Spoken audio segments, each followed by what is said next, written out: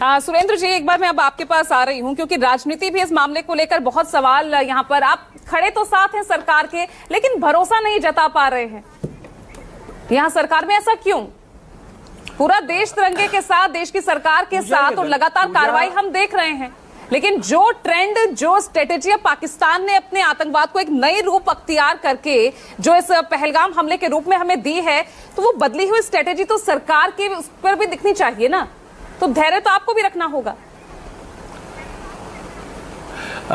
पूजा जी, हम आपके माध्यम से पूरे देश को, पूरी सरकार को, भारतीय जनता पार्टी की सरकार को आश्वस्त करते हैं, फिर से आश्वस्त करते हैं कि हमारी जो CWC का जो क्या नाम रेजोल्यूशन है, हम उस पर कायम है। पूरा देश, देशवासी, विपक्ष, एक एक आदमी देश का और एक एक देश की पार्टी साना बशाना खड़ी हुई है।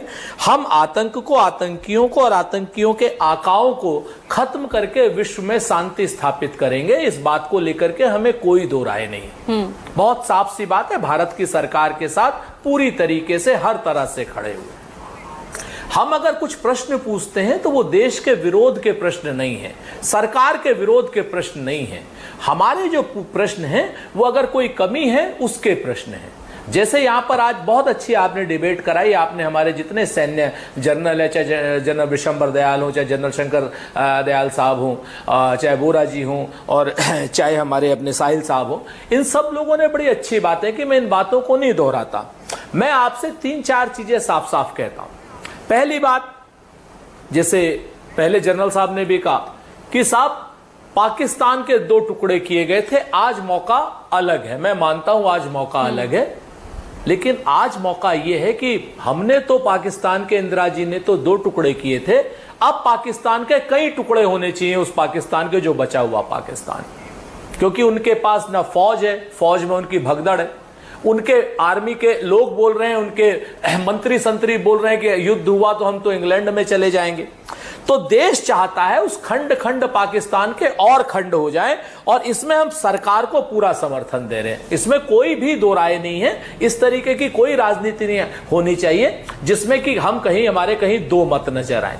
दूसरी बात मैं आपको बताता हूं, जब कहां पर दो मत नजर आते हैं पूजा जी, आपका चैनल ने तो नहीं किया, लेकिन इसी सरकार में जो अन्य मीडिया चैनल हैं, वो मीडिया चैनल के लोग पाकिस्तान के कुछ एक्स फौजियों को क्यों बैठाते हैं, उन देशद्रोहियों को क्यों बैठाते हैं, उन पाकिस्तानियों को क्यों बैठा करके हमारे देश की सेना को गाली दिलवाते, हमारी सरकार उसको रोकती क्यों नहीं है।